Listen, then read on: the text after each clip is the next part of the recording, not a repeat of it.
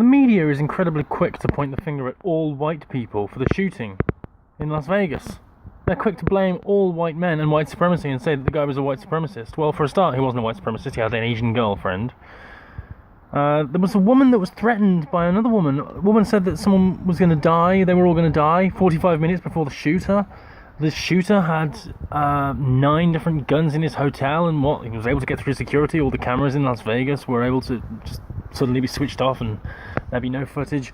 And then what about the body? The picture of the body, which is circulating around Facebook and Twitter, with dried blood all around the head, with bullets in precarious positions, and no actual, it looks fishy, the positioning of everything, and all the so-called ballistic experts agree.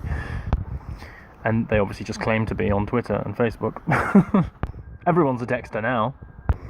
But you don't have to be a journalist or an investigator or even remotely perceptive or intelligent to realise that it's not like the official story. It's not what the official narrative is telling us, that it's a lone gunman. It's not a lone wolf, for one thing. There's all these people connected to it. There's ISIS claiming responsibility. There's them declaring this guy's Islamic name and them declaring responsibility. The AP said that ISIS doesn't declare responsibility for something it's not responsible for.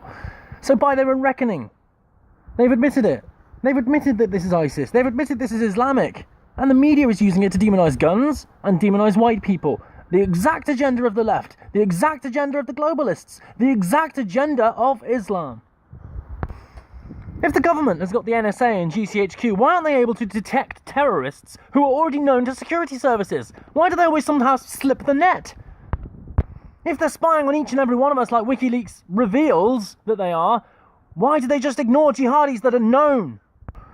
But really we should be asking the question, why are they covering for ISIS? Why do they cover for Antifa? Why do they cover for Soros? Why isn't AG Sessions arresting and indicting Hillary and Obama and Debbie Wasserman Schultz, who was connected to Pakistan through that guy that was running away with all the money? She was literally funneling money from the DNC to the Muslim Brotherhood, and no one's been punished. Meanwhile, in our country, FGM becomes commonplace. Acid attacks become commonplace. In the UK, there's 11,000 new cases of FGM. And not one prosecution. And that means Sharia law is basically now law. Look at what's happened in France with that Muslim migrant raping the 11-year-old girl and then not getting jail. Actual rape. And the law has been infiltrated by elements which are loyal to Sharia. And that is the whole point of this usurpation of national sovereignty and takeover of the globalists. I mean, the political correctness has got so bad now that if you even criticise ISIS, you can get called Islamophobic.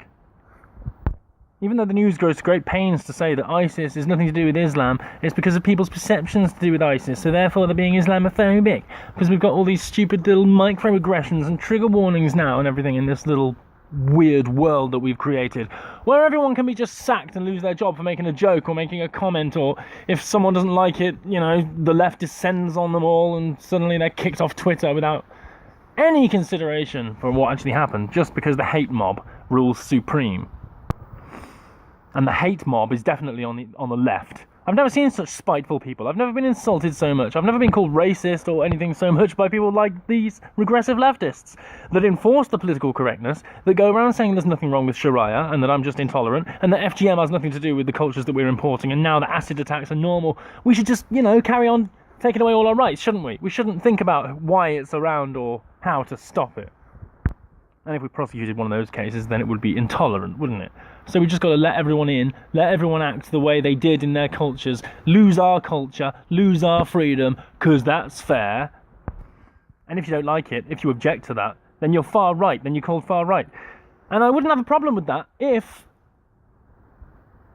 they didn't say they were going to round up and arrest people for looking at far right websites. If they didn't say that they were going to actually treat far right people as terrorists. What does far right mean?